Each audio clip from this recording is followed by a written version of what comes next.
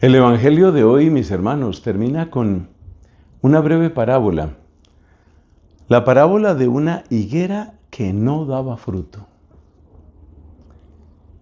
pero que al final encontró un tiempo más, un tiempo último, una especie de tiempo suplementario. Ya sabes que a veces en el fútbol, por ejemplo, pitan el tiempo oficial, los dos, el primer tiempo de 45 minutos, segundo tiempo de 45 minutos, y a veces se van a tiempo suplementario. Pues algo parecido creo que es lo que nos está mostrando Cristo aquí. Tiempo suplementario. Esa higuera durante 3 años no había dado ningún fruto. Y entonces el administrador de aquel campo le dice al dueño: mira, ¿qué hacemos con esto? Acabemos con esa higuera. Acabemos con eso. No tiene sentido. Arranquémosla. ¿Para qué va a ocupar terreno en balde? ¿Sabes que esa expresión a mí me impacta? Ocupar terreno en balde. Eso significa no servir para nada allí donde estás. No servir para nada.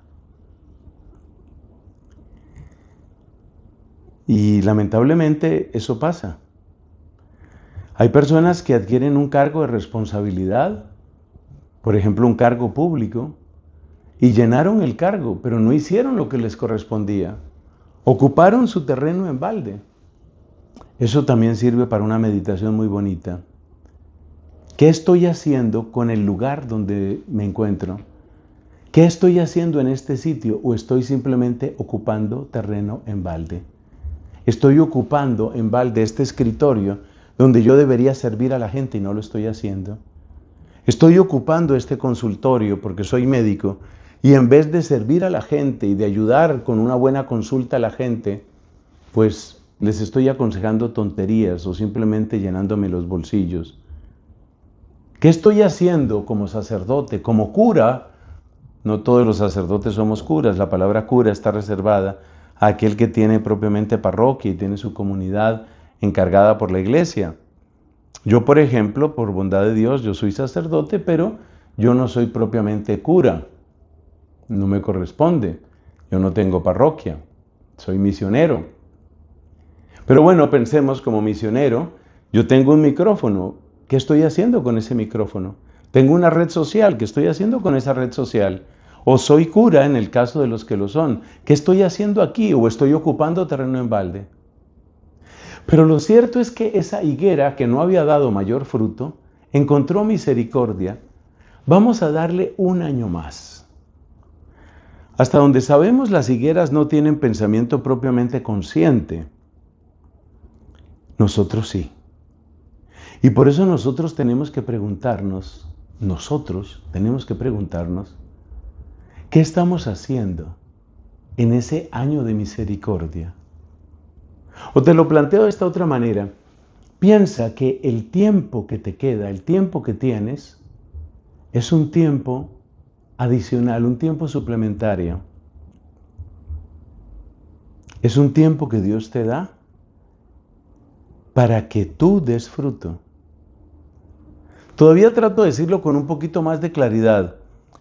Piensa, por ejemplo, que te quedara un año de vida. ¿Qué harías en un año último de vida? No me preguntes si tu edad importa, porque se muere gente de todas las edades. Tú puedes tener 25 años y solo Dios sabe si te queda un año de vida o menos. O puedes tener 90 años y puede que te queden más tiempo. La edad no importa, piensa simplemente que estuvieras en tu último año de vida. Y mira ese último año de vida, mira ese tiempo que te queda como un acto de la misericordia de Dios. Piensa que es un acto de la misericordia divina que todavía estés en esta tierra.